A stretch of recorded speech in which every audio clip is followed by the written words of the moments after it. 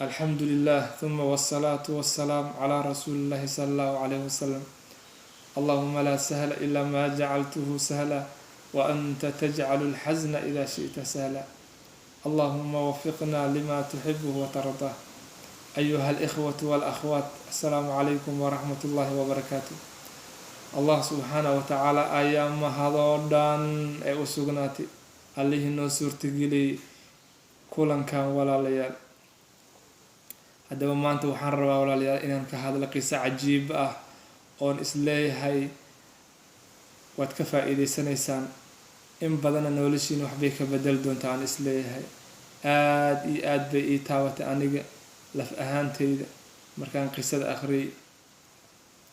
qisada waxay ku saabsan tahay saxaabi jaliil ah oo magaciisa la yiraahda Julaybib.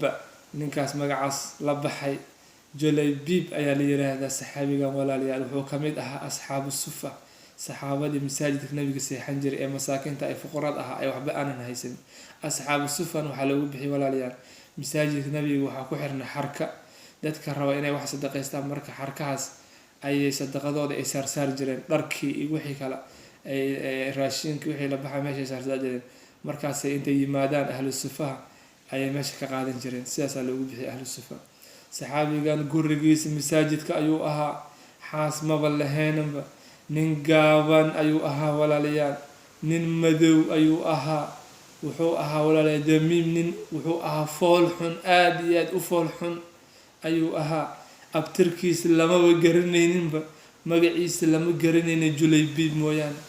Julaybib ma ogi magac kaloo loo yaqaano ma laha. laakiin kaana cinda allahi wasan, ilaahay agtiisa nin culus ayuu ahaa walaalayaal. ilaahay iyo rasuulkiisa ayuu rumiyey. hablaha iyo maxay ahaydee caruurta ayaa u yeeran jiray walaalayaal, oo waxay tahay iska wadan jiray. waa dadka way liidi jireen walaalayaal, dadka agtooda qiimo kamuusan lehayn. albaab uusan garaacin ma laha. wuxuu rabay walaalayaal inuu guursado, laakiin yaa siisanaya gabadhiisa. albaab kasta u garaacaba maxaa rabtaa markii la dhaho gabadhiinaan rabaa, mar dambe hadalkan oo kale ha ku hadleen, adigoo oo kale noocaadan oo kale miyaan gabar siisanaa, oo sidaan u foolxun, oo sidaan u gaban, oo sidaan u madow ayaa la dhihi jiray. waa la madowta kori jiray walaalayaal. maalin ayaa marka rasuulka ayay is arkeen. markaasaa wuxuu ku yidhi yaa Julaybib, Julaybibow alaa tatasawaj, miyaadan guursanaynin? markaasaa wuxuu yidhi yaa rasuul allah, rasuulka ilaahiyow, waman yusawijnii, yaa ii guurinayo? maalin kale haddana rasuulka ayay is arkeen. markaasaa sidii oo kale Julaybibow alaa tatasawaj, maadan guursanaynin? yaa rasuul allah, waman yusawijnii, yaa ii guurinayo? saxaabigan walaalayaal albaab uusan garaacin ma laha, wuu soo daalay. rasuulka ayaa marka dambe arkay isagoo iska rafaadsan, dharkiisa wejigiisa lama fiiran karo walaalayaal, dhibaatada iyo diifta ka muuqata. maalin saddexaad ayay haddana rasuulka kulmeen. waxa uu ku yidhi yaa Julaybib, yaa Julaybibow alaa tatasawaj, miyaadan guursanaynin? markaasu wuxuu yidhi yaa rasuul allah, waman yusawijnii, yaa ii guurinayo? markaa walaalayaal maalin ayuu u yimid rasuulka. markaasu wuxuu yidhi rasuulka ilaahayow, ka waran foolxumadeyda iyo qaabkan u yaala jannada miyay maxaa la jiray miyaan maxay tahay qof fool xun oo sidaa u yaala jannada ma galaya? subxaana allah. nebigu wuxuu yidhi jannada foolxumo iyo sida aada u taalid ma aha, jannada sidaas laguma gala. waxaa weeyaan wuxuu yidhi qurux iyo foolxumo iyo gaabni iyo dhirir iyo waxaas jannada laguma gale. ilaahay cabsidiisa ayaa lagu galaa, ilaahay naxariistiisa ayaa lagu galaa. ilaahay agtiisana waxaa ugu qeyb badan dadka maxay ahaydey ilaahay ugu cabsi badan. ina akramakum cinda allahi atqaakum, ilaahay agtiisa waxaa idinku karaamo badan midkiina ugu cabsida badan ayuu leeyahay ilaahay subxaanahu wa tacaala. marka walaalayaal maalin ayuu rasuulka u yimid haddana. markaas wuxuu ku yidhi rasuulka ilaahayow, bal iga waran ruuxul caynta jannada lagu sheegay, gabdhaha jannada lagu sheegay ee ruuxul caynta ah ee mu'miniinta loo diyaariyey, bal waa dareemay nabiga sala allahu calayhi wasalam inuu ninkan guurdoon uu yahay ayuu dareemay. rasuulku wuxuu ahaa indheer garad ayuu ahaa, garaad ayuu lahaa rasuulka sala allahu calayhi wasalam, meel dheer ayuu wax ka arki jiray, ayuu ka fahmi jiray. isla markii waa uu dareemay.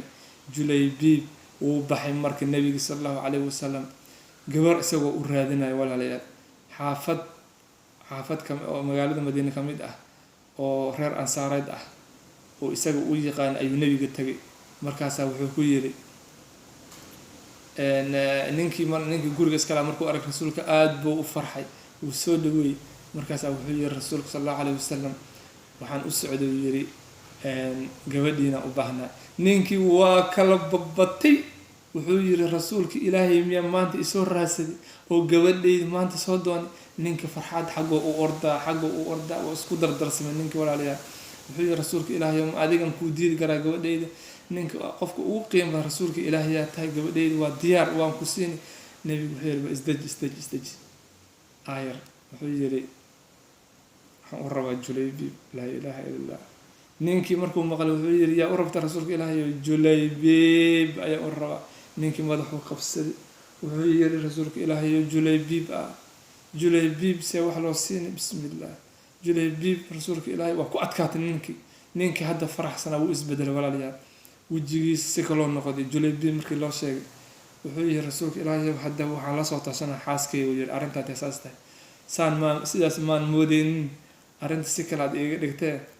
hadda wuxuu yiri waxaan la soo tashanayaa xaaskaygaan la soo tashanaya. wuxuu yiri wax yar isug. wuu baxay, xaaskiisa u tagay. wuxuu yiri heblaay, rasuulka ilaahay ayaa noo yimid, wuxuuna rabaa gabadheeni ayuu rabaa. naagtii way kala babadatay ayadana sidii ninka oo kale way faraxday. markaasaa wuxuu yiri war heedhe waxbaha farxeen, hadalka kuma dhameen iikaada. wuxuu yiri waxaa rasuulku wuxuu u rabaa isaga naftiisa uma rabee ee Julaybiib ayuu u rabaa. markaasay naagtii barooratay, madaxay raftay, waa orodii, dhulkay isku raftay. waxay tiri Julaybiib miyaan gabadhayda siinaya aniga maanta? Julaybiib miyaa waa gabadhayda soo haweystay? maba dhici kartay tiri Julaybiib inaan gabadhayda siiyey, habeenka xala taga weeyaan, ma siinay gabadhayda tiri. ninkaas saas u foosxun oo sidaas u yaala, qaab daradaas u yaala, ma waxaasaan gabadhayda siinayaa? intaasoo nin ayaa iga soo danoontay oon u diiday, ma Julaybiib oo sidaan u yaalaan siini? ma jirtay tiri. lagama yaaba hab ku fikirin inaa gabadhayda Julaybiib siin. gabadheedii ayaa maqlaysay walaalay. gabdhaha xilligaas waxay ku jireen meel hawdaj la yiraahdo ayaa lagu ilaalin jiray. intii laga guursanayo hawdajkaasay ku jireen. gabadhan meel dheer maba jirin, meeshay ka maqlaysa. markaasaa waxay tiri hooyo iyo aabba ma waxaad hadda rabtaan? hadalkiina dhan waan maqlay, rasuulka ilaahay oo idin yimid miyaad rabtaan inaad celisaan oo hadalkiisa hadal kale aad kor saartaan? wallaahi ilaahay ayaan ku dhaartee waan guursani Julaybiib ayay tiri gabadhii. bal fiir walaalayaal, gabdhahan qiimaha badan. waxay tiri ama diida ama ogolaada, aniga rasuulka ilaahay hadalkiisa ayaan ku go-onahay. soo ilaahay muusan dhihin qur-aanka ayay ku tiri ma maqli miya? qur-aanka ma akhrisan miya? wamaa kaana limu'minin walaa mu'minatin idaa qada allahu warasuuluhu amra an yakuuna lahum alkhiyaratu min amrihim ومن يعص الله ورسوله فقد ضل ضلالا بعيدا. وما هبونا وما عنتنت قف مؤمن قبر مؤمن قبر مؤمنة خيار لها أو وما هبونا حدي إلهي الرسول كيس أي أمر قويان إذا قضى الله ورسوله أمر حدي قويان إلهي الرسول كيس وما هبونا إن أي خيار يشتان.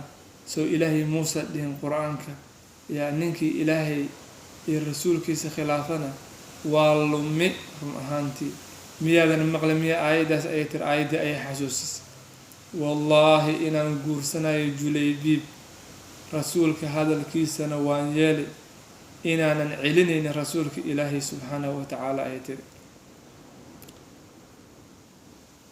gabadhii markaasee waalidiintii waxay dhaheen gabadheedii haddiiba adiga aada dooratay anaga kuulama rabayn haddiiba arrinka ay sidaa tahay waan kuu guurinaynaa julaybiib ayay dhaheen rasuulka ayay u sheegay waxay dhaheen rasuulka ilaahayow julaybiib waan siinay gabadheena rasuulkii julaybiib ayaa loo sheegay saxaabadii a wax isku soo dardaray walaalayaal gabadhii ayada ahayd nebiga aada buu ugu duceeyey wuxuu yiri maadaama aabbihii iyo hooyadii hadalkooda intay diiday ay rasuulka hadalkiisa ay raacday waxay tiri wuxuu yiri nebiga sala allahu alay slm duco qiimo badan ayuu ugu duceeyey wuxuu yidhi allahuma shaba calayha khayran shaban shaba walaa tajcal cayshaha kadan kada ayuu nebiga aada buu ugu duceeyey gabadhaas wuxuu yidhi ilaahayow kheer ilaahayow ku shub gabadhaan shubis ilaahu ku shub ayuu yiri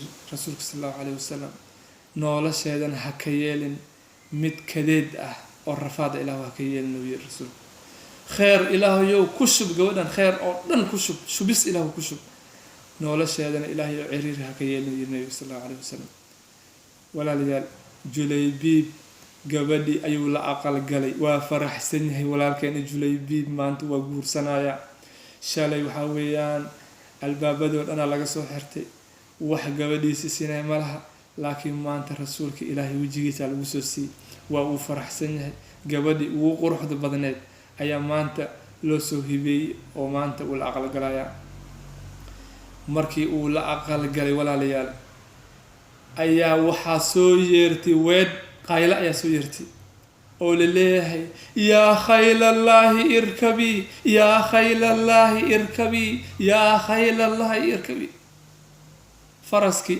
fardihii ayaaba lala hadlayaa oo la leeyahay war kaca war istaaga war fardihiina la soo baxa war dagaalkii u soo baxa dagaal baa lagu dhawaaqaya walaalayaal dagaal ayaa la iclaaminayaaba mu'miniinta waxaa leey war dagaalaa loo socdaayey war dagaalaa loo socdaa waramihii seefafkii fardayaasha hala soo qaata war soo baxa rasuulka ilaahay dagaal u iclaamiyey meel fog ayaa loo socdaa dagaalku ka dhacay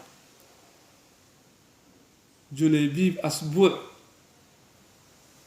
ayuu aroos yahay riwaayad kale waxayba leeyihin isla haweenkii uu guursaday subaxeeda waayo waxaa lagu dhawaaqaya dagaalka habeenkii uu la aqalay galay gabadha subaxii dambe weeyaan wax dagaalka loo socdo julaybiib wuxuu ahaa nin geesi ah geesi isnac u ahaa laakiin markii mu'miniinta dhexdeeda uu ku jiro nin la liida oo nin kastaba meel iskaga kaxista ayuu ahaa laakiin walaalayaal dagaal markuu yimaado nin balaayo ka dhacda ayuu ahaa oo haliyey ah oon gadaal aan usoo laabanayn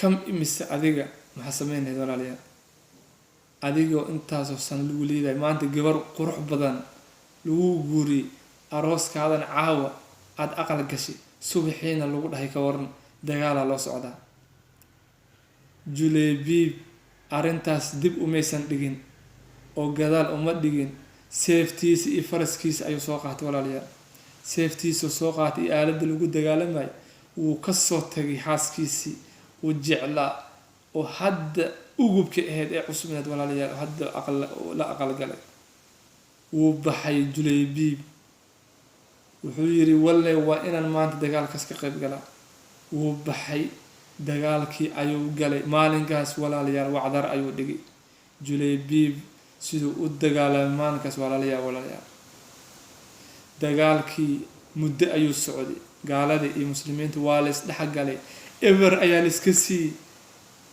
kadibna dagaalkii saacadooyin markuu socday uu dhammaaday uu istaagay ayaa nin walbaba markaan lis wareystay maxaa dhaawac ah maxaa cararay maxaa baxsaday maxaa dhintay waa lis wareystay rasuulka ilaahay wuu wareystay saxaabadii wuxuu yidhi yaa tabaysaan waxay dhaheen saxaabadii fulaan wa fulaan wa fulaan yaa kaloo tabaysaan fulaan fulaan fulaan ayay dhaheen haddana waa ku celi yaa kaloo tabaysaan waxay dhaheen hebel iyo hebel iyo hebel markaasaa wuxuu yidhi yaa kale wuxuu yidhi rasuulka qof kaloon tabayna ma laha intaas un baan anaga aan xasuusanayn ee wax kale oo dhiman ma laha rasuulka ilaahay markaasaa wuxuu yidhi rasuulka ayna akhii julaybiib ayna akhii julaybiib ayna akhii julaybiib walaalkay julaybiib aawaya walaalkay julaybiib aawaya walaalkay julaybiib aawaya waa la yaabay cid tabtaalo waay sidaan hore idinkugu soo sheegay markuu maqan yahayna wax tabaa maraha markuu joogan cid daninaysa malaha walaalayaal laakiin rasuulka ilaahay agtiisa qiimo ayuu ka lahaa nebiga muusan iloowin saxaabadoo dhan way ilooween waxay dhaheen wax dhiman ma laha laakiin julaybiib ayaan tabaaya ayuu yidhi rasuulka ninkaas hala soo raadiya ayuu yidhi nebiga walaalayaal waa la baxay waxaa loo tagay julaybiib oo 7 nin intuu dilay isagana ay dileen dhexda uu ku jiro dhinacyaashiisa 7 nin ayaa daadsan oo isaga uu dilay walaalayaal iyagana way dileen markaasaa wuxuu yidhi nabiga sallallahu alayhi wasallam intay ilinka soo daadatay uu aada ugu murgi ayaa wuxuu yidhi qatala 7 thumma qataluuhu 7 ayuu dilay iyagana way dileen ayuu yidhi nabiga sallallahu alayhi wasallam kadibna nabigu wuu qaaday gacmihiisaan ayuu saan u saaray nabiga sallallahu alayhi wasallam markaasaa wuxuu yidhi qabriga ha loo qodo qabriga inta la qoday walaalayaal inta qabriga la qoday julaybiib labadiisa gacan ayuu saarnaa nabiga sallallahu alayhi wasallam markaasaa wuxuu yidhi nabiga